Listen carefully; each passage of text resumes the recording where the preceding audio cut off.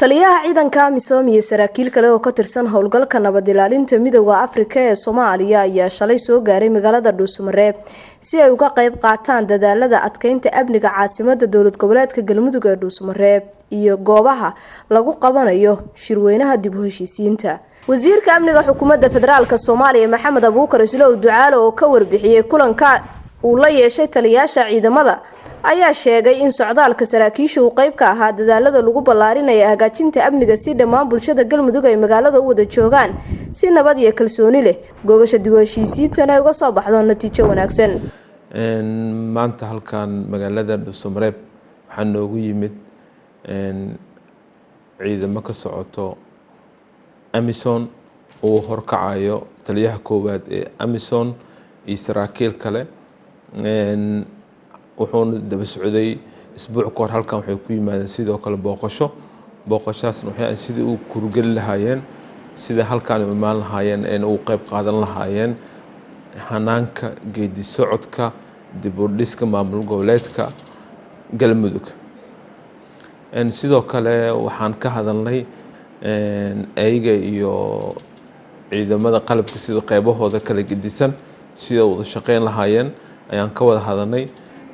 waxaan rabnaa ciidamada Amisom inay goobjoog ka noqdaan geedi socodka dib u heshiisiinta inay arkaan in halkan ay ka dhacdo doorasho xur oo xalaal ah.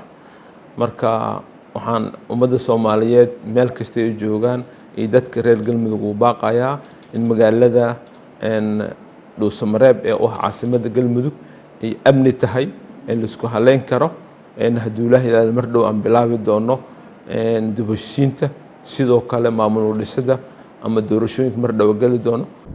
Senator Jawaahir Axmed Cilmi iyo Xildhibaan Cabdixakiin Macalin Axmed ayaa labaduba waxay soo dhaweeyeen jawaabta ay ka bixisay dowladda federaalka Soomaaliya codsigii guddiga dib u heshiisiinta ee ahaa adkeynta amniga iyo dadaalada looga shaqeynayo is-aaminaadda bulshada iyo kamiro dhalinta gogasha dib u heshiisiinta ee qorshaheedu yahay in loogu diyaar garoobo dhismaha maamulka Galmudug ee loo dhan yahay. waxaan leenahay reer walaal Amisom ku soo dhawaada gobolka Galgaduud magaalo madaxdiisa isla markaasna ah magaalo madaxda dowlad goboleedka Galmudug meeshaan sidii xildhibaan ku sheegay gudoomiyaha amni darro Amisom loogu yeero ma ka jirinin laakiin waxa aan rabnaa inaan nala daadiisaan ama nala kobcisaan waxa waaye dib u heshiisiinta dib loogu sameynayo reer Galmudug oo lagu khilaaf saarayo maamulkii Galmudug iyo maxaa la yiraahdaa dib u doorashadoodii labaad ee reer Galmudug inaan nagala qayb qaadatiin. waxaa sharaf noo ah maantay in Amisom ay timaado Dhuusamareeb. waxaa sharaf noo ah inay ciidamada walaalaheena hiil walaal ee reer Jabuuti inay yimaadaan halkan. runtii waan soo dhaweynaynaa aad baa loogu faraxsan yahay imaanshihiina. waxaa timaadeen gurigiinii waxaa timaadeen deegaankiinii awalna waad joogteen haddana waad timaadeen magaalo cusub baad timaadeen. marka waan idinku soo dhaweynaynaa halkan waa meel la idinka jecel yahay waa meel la idinka soo dhaweynayo guud ahaan dalka Soomaaliya.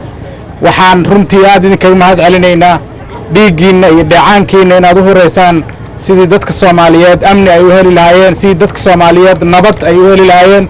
taliyaha ciidanka Amisom ee qaybta ka howlgalaysa Dhuusamareeb gaashaan la dhexe Cismaan iyo taliyaha qaybta 12aad ee ciidanka xoogga dalka Soomaaliyeed ayaa labaduba ballan qaaday inay ka shaqeynayaan sidii loogu guuleysan lahaa dadaalada dowladda federaalka Soomaaliya iyo guddiga dib u heshiisiintu ay ka wadaan Galmudug oo ah inay soo baxdo dhismaha Galmudug dhameystiran. Galmudug markii ugu horeysan nimaadna maahin taliyaha qaybta 12aad markii ugu horeysan nimaadna maahin in badan baan nimadnay ceebadooda tagnay Dhuusamareeb 2 goor iyo 3 goor waxaan nimidnay Moojaan si fiican baan noo soo dhaweeyay. imikana maanta si fiican baan noo soo dhaweeyay dadka reer Galmudug iyo dadka reer Jabuuti xiriir fiican baa ka dhaxeeya. heshiiskan waa heshiiskii Jabuuti lagu soo saxeexay si loo implementin lahaa waan ka qayb gal doonaa wixina la weydiisto hadday tahay qabanqaabada shirka iyo hadday tahay la shabaab dagaalka la shabaab diyaar baan u nahay. waxaan aad ugu faraxsanahay inaan kaga qayb qaadano soo dhaweyntan anagoo matalayna ciidanka xoogga dalka Soomaaliya gaar ahaan qaybta 12aad aad baan ugu faraxsannahay. waxaan ognahay shaqooyinka ka soo qabteen ciidamada hiil walaal hiiraan iyo siday u taageereen ciidamada xoogga dalka Soomaaliya iyo dadka shacabkaaba. annaguna intii oo kale aan rajaynaynaa inay nala qaban doonaan hadday tahay amniga gudaha gobolka iyo degmada shirka lagu qabanayo iyo hadday tahay amniga banaanka la dagaalanka shabaab laga xoreynayo degmooyinka ay haystaan. aad baan waxaan ugu rajaynayaa inaan shaqo badan insha Allah nala qaban doonaan.